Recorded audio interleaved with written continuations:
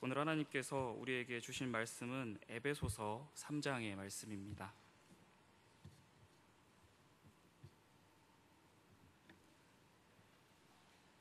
에베소서 3장 14절에서 21절까지의 말씀입니다.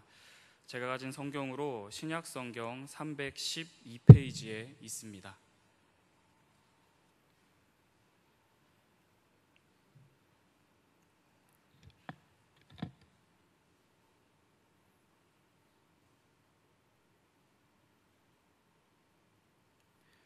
에베소서 3장 14절에서 21절까지 저희 한 목소리로 봉독하도록 하겠습니다.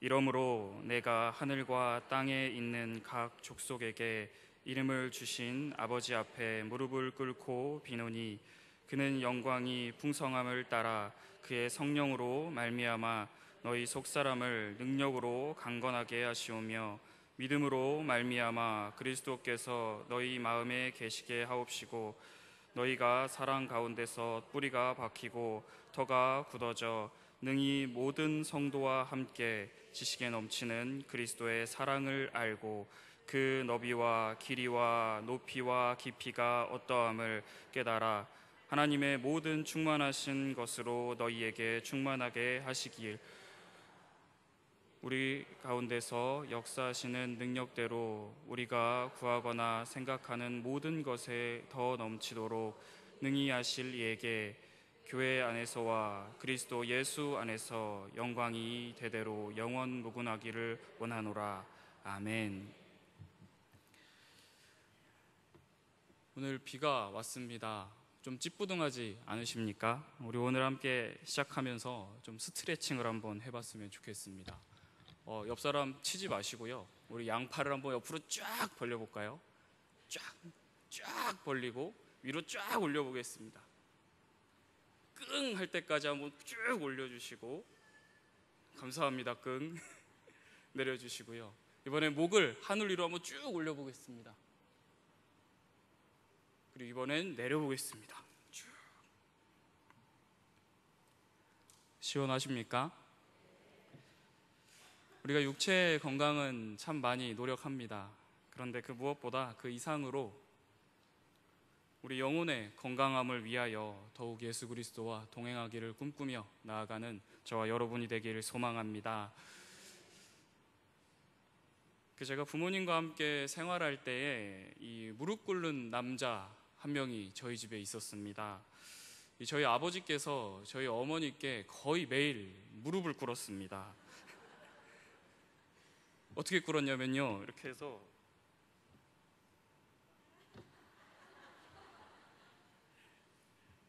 이렇게 무릎을 꿇는데요, 이 꿇는 이유가 이겁니다.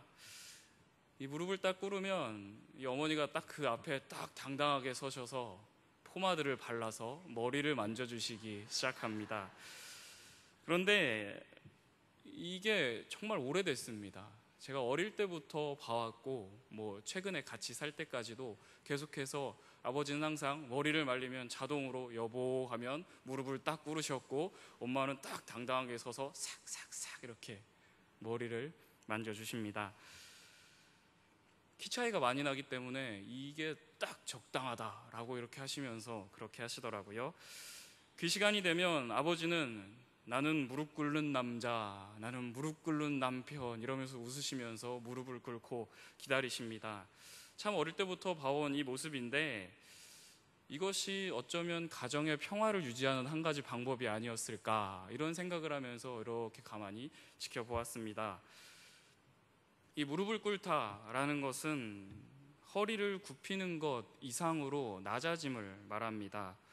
이 헤어스타일의 변신을 위해서 저희 어머니 앞에 무릎을 꿇으시는 이 아버지의 이 모든 것을 어머니께 맡겨드리는 겁니다. 맡겨드리고 이것이 다 끝나면 그냥 그대로 가는 겁니다. 더 이상 거울을 보고 만지거나 다시 해달라고 하거나 이런 일이 없습니다. 그냥 끝나면 그대로 그냥 나가시는 겁니다.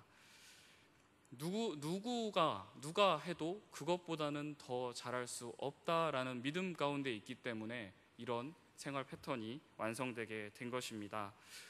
내일부터 출근하시는 남편을 무릎 꿇리시고 머리를 만져주시기 바랍니다. 가정에 더 기쁜 평화가 있을 것입니다. 이 무릎을 꿇는 것, 모든 것을 맡기는 겁니다. 우리 그리스도인의 이 삶의 자세 가운데 이 무릎을 꿇는 이 삶의 자세가 필요합니다. 우리의 자세가 무릎을 꿇어야 한다는 건데요. 이 오늘 설교 제목은 그렇게 되기를 바라나이다 라는 제목입니다. 아멘입니다. 아멘. 그렇게 되기를 바라나이다. 우리가 살아가면서 참 많은 것들을 바라고 삽니다. 그리고 바라나이다 바라나이다 하면서 기도를 합니다. 그런데 우리가 기도할 때 그 앞에 참 많이 붙이는 말이 있습니다. 잘 되기를 바라나이다. 잘 되기를 바라나이다. 우린 이렇게 기도를 합니다. 이 오늘 말씀에 이 에베소 교회에 함께했던 바울이 로마로 떠나가게 됩니다. 이 바울이 떠난 후에 교인들은 참 궁금했습니다. 그리고 기도합니다. 바울이 로마에 가서 사역을 잘 하길 바랍니다. 이러면서 기도합니다. 바울이 로마에서 많은 군중들 앞에서 예수 그리스도를 잘 증거하게 해주시고 일이 잘 되어서 새로운 교회가 세워지고 또 잘 그 사역이 이루어져 나갈 수 있도록 그렇게 바랍니다. 잘 되길 바랍니다. 라고 이렇게 기도를 합니다. 그러나 에베소 교회에 들려온 소식은 정반대의 소식이었습니다. 전혀 잘 되고 있지가 않았습니다. 바울은 감옥에 있었고요. 감옥에서 편지를 보냈습니다. 이 옥중 서신을 받아든 에베소 교인들의 심정이 어땠을까요? 잘 되기를 바랬는데, 더 커지길 바랬는데, 더 이루어지기를 바랬는데 그것과는 정반대의 모습이었습니다. 그리고 고민하게 됩니다. 바울의 사역은 실패한 것인가? 하나님께서 바울을 버리셨나? 그러면 바울을 보낸 우리 교회의 이 사역 또한 실패한 것인가? 얼마든지 충분히 이렇게 생각해 볼 수 있었던 부분입니다. 그러나 감옥에 갇힌 바울은 이렇게 말합니다. 나는 그리스도 안에 갇힌 자다. 감옥에 갇혀 있는 그런 패배한 모습, 실패한 모습으로 끝나는 그런 사역자의 모습이 아니라 나는 그리스도 안에 갇힌 자로서 지금도 기도하고 있고 움직이기 위하여 꿈꾸고 있다라는 것을 편지를 통하여 말합니다. 나는 그리스도 안에 갇힌 자, 이렇게 담대하고 또 담대하게 편지하며 에베소 교인들을 향하여 기도합니다. 에베소 교회가 다 잘 되고 있던 교회가 아닙니다. 우상 숭배가 있었고요. 이단 사상들이 언제든지 흘러들어올 수 있는 위험 가운데 있었습니다. 그리고 거짓 교훈들이 계속해서 흘러들어오고 그것을 쳐내고 구별해내는 그 모든 생활들이 이어져 내려오고 있었습니다. 바울이 감옥에 있지 않았다면 당장 달려와서 직접 가르치고 권면해야 할 것들이 참 많이 있었는데 그렇게 하지 못하니 에베소 교인들을 향하여 기도하며 이렇게 편지를 보내고 있는 것입니다. 멀리 떨어져 있기 때문에 그렇게밖에 할 수가 없는 것입니다. 그리고 이 편지 안에는 바울의 간절한 기도가 담겨 있습니다. 사도 바울은 어떻게 기도하고 있을까요? 우리 14절, 15절 함께 읽도록 하겠습니다. 이러므로 내가 하늘과 땅에 있는 각 족속에게 이름을 주신 아버지 앞에 무릎을 꿇고 비노니. 무릎을 꿇었습니다. 유대인들이 이 기도할 때 보통 무릎을 꿇지 않는다고 합니다. 이 성경에서 무릎을 꿇고 기도했다라는 표현이 사실 많지가 않습니다. 당시에 보편적으로 이 사람들은 서서 기도했습니다. 무릎을 꿇고 기도했다라는 것은 너무나도 간절한 마음으로 당시에 사람들이 흔하게 했던 기도 방법이 아닌 더 간절하게 무릎 꿇고 기도했다. 하나님께 전적으로 항복하고 복종하는 그 마음으로 전적으로 맡겨드림으로 기도하고 있었다라는 것을 편지 가운데 이야기하는 것입니다. 바울은 먼저 이렇게 기도합니다. 속사람을 강건하게 하옵소서라고 이렇게 기도하고 있습니다. 우리 16절 함께 읽도록 하겠습니다.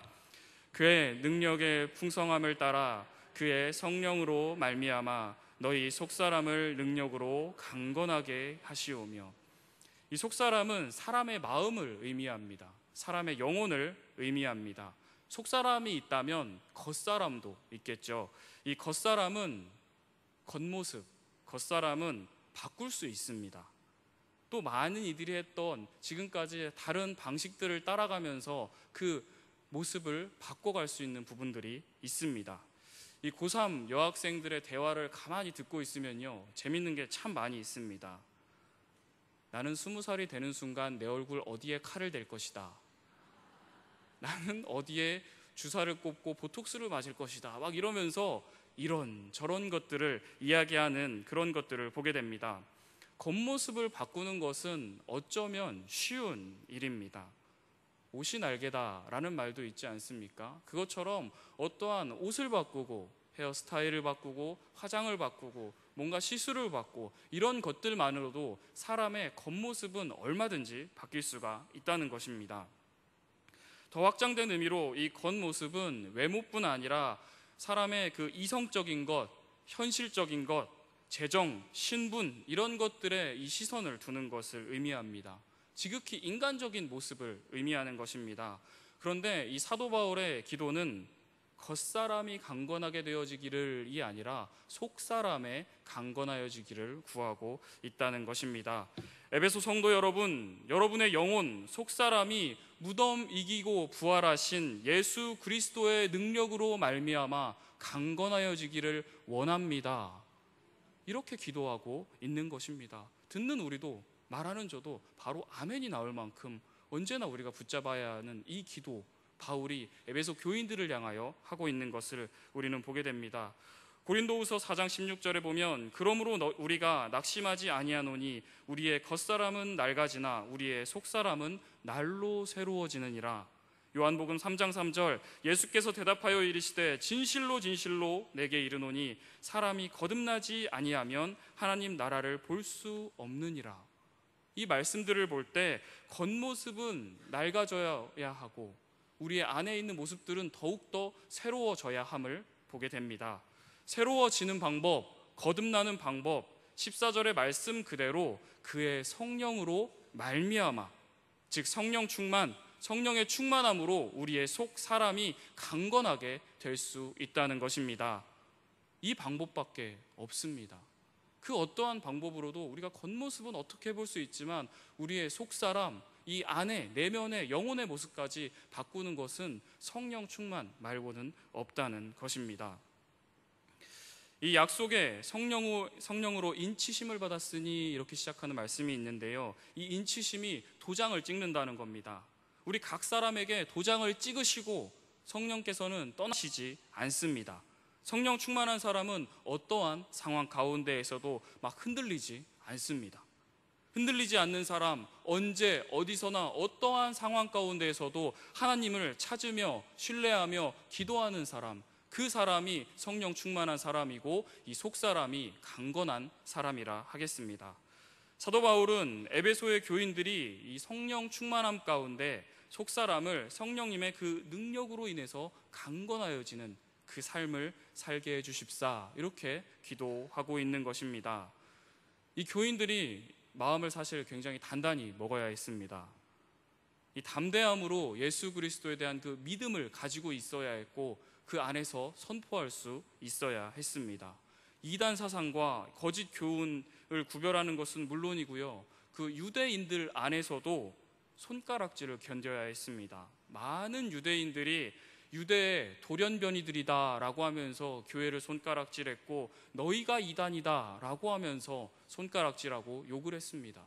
그것을 견디기 위해서는 성령 충만함 가운데 이 속사람의 강건함이 필요했던 것입니다. 사도 바울의 이 기도, 우리의 기도 제목이 되어야 합니다.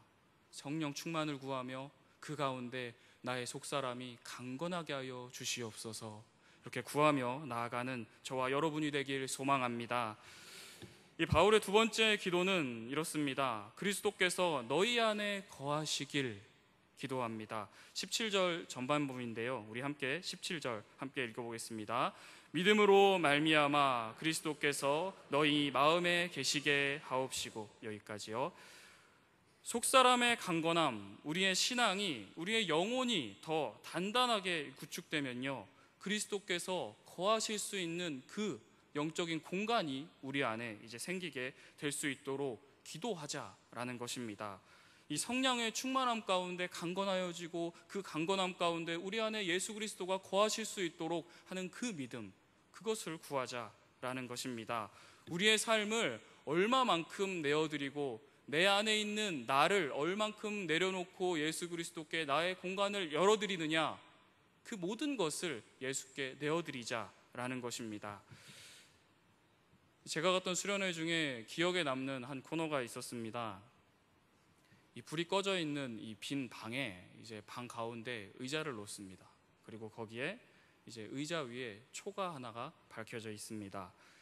이 방 안은 참 어두웠는데 초를 딱 켜자 방 안 구석구석 미세하게 흔들리는 그 촛불만 이렇게 가득 채워져 있었습니다. 그리고 누군가의 목소리가 들립니다. 이 의자엔 예수님께서 앉아 계십니다. 여러분은 여기 계신 예수님과 어떤 모습, 어떤 자세, 어떤 정도의 거리로 살아가고 있습니까? 자리를 잡아주세요. 이 말이 들렸습니다. 그리고 이제 한 사람 한 사람 그 의자를 중심으로 해서 있을 곳을 찾아서 자리하게 됩니다. 어떤 이는 의자와 가장 먼 방 구석 모서리에 가서 뒤돌아 앉았습니다. 어떤 이는 의자 바로 앞에 가서 마주 앉았습니다. 꼭 예수님의 발치에 앉아 말씀을 듣던 마르다의 동생 마리아처럼 그렇게 앉아있는 분도 있었습니다. 어떤 이는 죄송합니다 라고 하며 눈물을 흘리며 방을 나간 이도 있었습니다. 성령의 충만함 가운데 강건하여지고, 그 강건함 가운데 우리 안에 예수 그리스도께서 거하실 처소를 마련하여야 하는데, 그분의 뜻을 따르기 위해서 우리는 날마다 구하여야 하는데, 그리스도인이라고 하면서 우리 이 영의 방 안에, 그리고 우리가 따르는 이 삶 안에 예수 그리스도와 함께하지 못하는 이들이 참 많이 있다는 것을 그 자리 가운데 보게 되었습니다. 우리의 삶 가운데 예수 그리스도와 함께하면서도 방 모서리에 구석에 가서 뒤돌아 있는 그런 삶의 모습이 있지 않습니까? 죄송합니다 하면서 뒤돌아서서 더 멀리 뒤로 빠져야만 하는 그런 삶 가운데 있진 않습니까? 그리스도의 영이 없으면 그리스도의 사람이 아닙니다. 필요할 때만 꺼내 쓰는 사람은 그리스도의 사람이라 말할 수 없습니다. 이번 주일에 이제 일부 찬양 인도를 하기 위해서 딱 올라오기 직전에 메시지가 왔습니다. 이제 교회에 안 나온 지 한 3년쯤 된 고2 학생의 연락이었는데요. 전 남자친구한테 맞았대요. 찬양인도 올라가게 한 1, 2분 납두고 이제 막 기도하면서 올라가야지 하는데 아이가 전 남자친구한테 맞았어요 이러면서 연락이 오는데 긴 문자가 계속 옵니다. 맞았는데 말할 데가 없대요. 부모님이 이혼하셔서 따로 살고 있거든요. 말할 데가 없대요.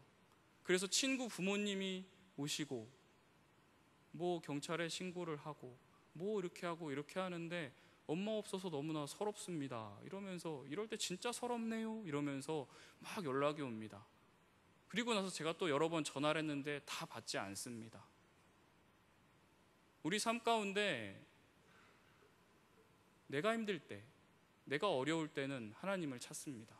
그러다가 내가 조금 회복되고 좀 나아지면 뭐 그렇지 뭐 하고 또 멀리할 때가 있다는 것입니다. 그렇게 연락이 된 이후로 다시는 연락이 오지 않습니다. 너 어디니? 뭐 하고 있니? 상태는 어떠니? 뭐 입 다 터졌다면서, 턱이 부러진 것 같다면서 그 문자에 하나씩 반문을 하면서 다 질문을 보내봐도 다시는 답장이 없습니다. 살만해진 겁니다. 우리의 삶이 그렇지 않냐는 겁니다. 내가 살만해지면 예수님 멀리 하다가 또 내가 힘들어지고 어렵고 기도 제복이 생기면 그때 와서 또 무릎 꿇고 찾는 그런 모습이 우리 가운데 있는 것은 아닌가라는 것입니다. 우리를 만드시니 하나님께서 죄로 인하여 죽을 수밖에 없는 우리를 위하여 이렇게 다가오십니다. 구원의 길로 인도하여 주셨습니다. 이것을 이 믿음의 씨앗이 우리 안에 자라나고 그 뿌리가 더 넓게 더 깊게 이렇게 들어가야 하는데 우리가 그것을 제한하고 그것을 잘라버릴 때가 있다는 것입니다. 사도 바울은 기도합니다. 그리스도께서 우리 안에 거하실 그 곳을 더욱더 넓게 강하게 구축하고 있어야 하는 것을 간절히 기도하고 있는 것입니다. 우리의 삶 어떻습니까? 우리의 삶 가운데 예수 그리스도께서 거하실 그곳 언제나 넓게 넓게 마련하시며 그분의 뜻을 따라가시길 소망합니다.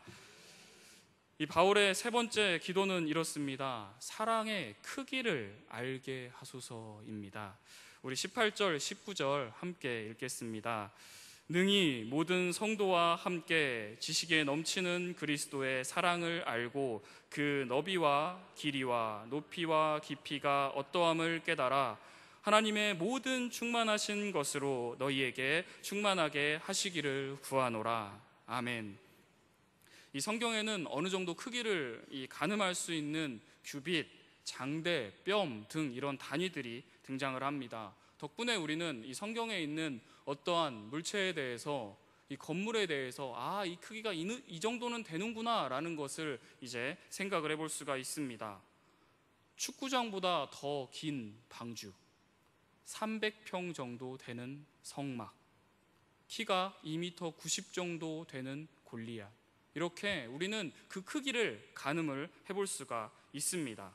그렇다면 예수님의 사랑의 크기는 얼마나일까요? 우리는 그것을 어떻게 말할 수가 있을까요?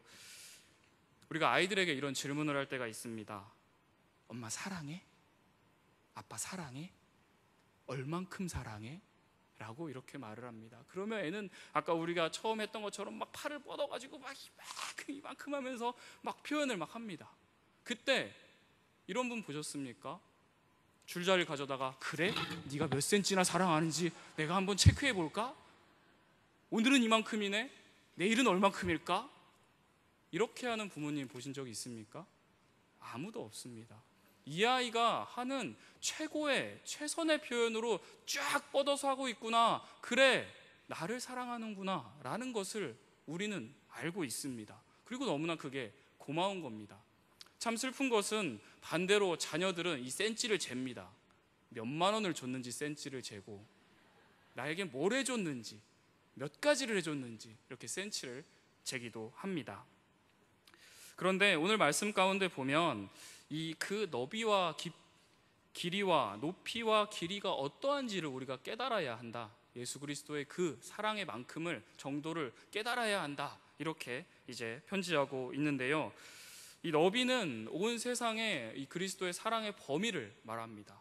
다 전 인류를 끌어안고 전체 모든 것을 끌어안는 그 너비를 표현합니다. 하나님께서 세상을 이처럼 사랑하사 할 때 그 이처럼 사랑하사 이것을 너비로 표현하고 있는 것입니다. 하나님께서 지으신 모든 것, 역사들, 능력들, 그 사랑, 그 모든 것을 이 너비라는 말 안에 지금 표현하고 있는 것입니다. 이 너비에는 범위의 제한이 없습니다. 노인에서 어린아이, 남자에서 여자, 이 민족에서 저 민족, 이 계층에서 저 계층 구분 없이 모든 것을 덮어버리고 남는 그것이 이 그리스도의 너비의 사랑의 너비라는 것입니다. 길이는 하나님께서 우리를 지금까지 그리고 이후로 사랑하실 그 시간의 길이를 의미합니다. 영원 전부터 영원까지 창세 전부터 택하시고 정하신 그 세상의 그 시간을 뛰어넘는 그 길이, 그 사랑의 길이를 말하고 있는 것입니다. 우리는 변할 수 있습니다. 제가 결혼하고 얼마 안 돼서 어떤 분이 저를 붙잡고 물어보시더라고요. 깨가 쏟아집니까? 이러면서. 그래서 네 막 이러면서 뻘쭘하게 얘기를 했더니 그 깨가 계속 쏟아지진 않아요. 지금 잘 저장해 두세요. 이러더라고요. 변할 수 있습니다. 제가 막 변해야지 이게 아니라 처음에 그 깨가 쏟아지는 막 그 모습들에서 사람은 변할 수 있다는 겁니다. 우리 인간의 사랑은 참 유한하고 우리의 감정도 유한합니다. 그리고 언제든지 변할 수 있는 부분들이 있습니다. 온도차가 생기기도 합니다. 하지만 이 주님의 사랑은 변치 않으시고 이 창세전부터 이후 영원까지 이 길이만큼이 있다라는 것을 이 편지에서 말하고 있는 것입니다. 영원부터 영원까지 그 주님의 사랑이 있다는 것입니다. 이 높이는 이 하나님의 이 하늘 영광의 높이를 의미합니다. 혹시 아까 턱을 쭉 드실 때 이 위를 보신 분 계십니까? 아마 온몸이 결려서 눈을 감고 막 찡긋찡긋 하셨을 텐데요. 이 하늘 높이 보이지 않는 그곳까지의 하늘 영광을 의미합니다. 하늘 보좌에 앉으신 그 주님, 그분의 그 높이만큼 주님의 사랑이 우리 가운데 있다라는 것을 말하고 있는 것입니다. 그냥 파란 하늘, 넓은 하늘, 넘으면 우주, 이 정도가 아니라 주께서 앉아 계신 그 보좌, 그 높이까지 주님의 사랑이 우리 안에 있다라는 것을 말합니다. 마지막으로 이 깊이는 인간이 내려갈 수 없는 그것보다 더 깊은 곳으로 내려가신 이 예수님의 사랑을 말합니다. 예수님은 얼마나 깊게까지 우리를 사랑하셨는가, 우리 이것을 알아야 한다라고 이렇게 편지하고 있는 건데요. 이 예수님께서 인간의 몸으로 세상에 오시며 낮아지십니다. 이 황폐한 갈릴리 가운데 오시며 또 낮은 모습으로 오십니다. 그리고 십자가의 죽으심으로 가장 낮은 모습으로 깊게 내려가십니다. 이 성경에 보면 이 깊이 빠졌던 사람들이 나옵니다. 요셉이 빠졌고요, 예레미야가 빠졌습니다. 그리고 요나가 또 깊게 들어갔습니다. 그런데 모두가 모함을 받거나 자신의 잘못으로 인해서 이제 그런 일들이 벌어졌던 건데요. 하지만 예수님께서는 단 하나 우리를 사랑하셔서 음부까지 낮아지신 그 깊이, 이것이 그 깊이만큼이 우리를 향한 사랑이다라고 이렇게 말을 하고 있는 것입니다. 너비와 길이와 높이와 깊이, 우리가 이 정도쯤 되겠구나라고 인간의 머리에서 생각할 수 있는 것보다 훨씬 더 높고 깊은 그만큼이 예수 그리스도께서 우리를 향한 사랑이다. 우리는 이 사랑의 크기를 알아야 한다라고 이렇게 편지하고 있는 것입니다. 이 찬양 가운데 우리가 참 잘 아는 찬양이 있습니다. 이 그 크신 하나님의 사랑이라는 찬양 3절을 이렇습니다. 하늘을 두루마리 삼고 바다를 먹물 삼아도 한없는 하나님의 사랑 다 기록할 수 없다. 하나님의 크신 사랑 어찌 다 쓸 수 있겠습니까? 저 하늘 높이 쌓아도 채우지 못합니다. 당연히 채울 수 없죠. 하늘 영광까지 이르고 저 깊이까지 내려가는 그 사랑을 어떻게 다 표현할 수 있겠습니까?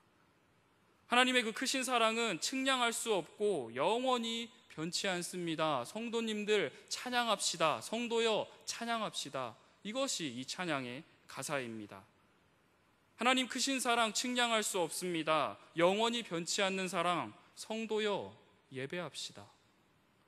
하나님 크신 사랑 측량 다 못하고 영원히 변치 않는 사랑, 주여 에베소 교인들로 하여금 그 사랑의 크기를 알게 하옵소서. 바울은 이렇게 기도하고 있는 것입니다. 하나님의 크신 사랑, 측량자 못하며 영원히 변치 않는 그 사랑, 그 크기를 알기 위해서 언제나 힘쓰며 구하며 기도하는 참 성도가 되시기를 소망합니다.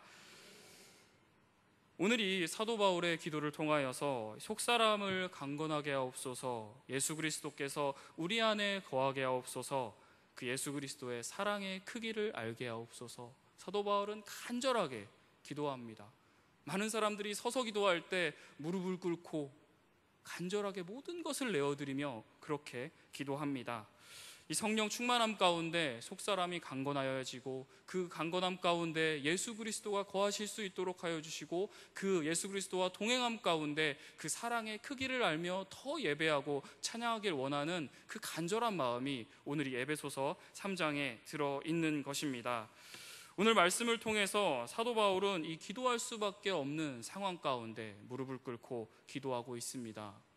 우리는 언제 어떻게 기도하고 있습니까?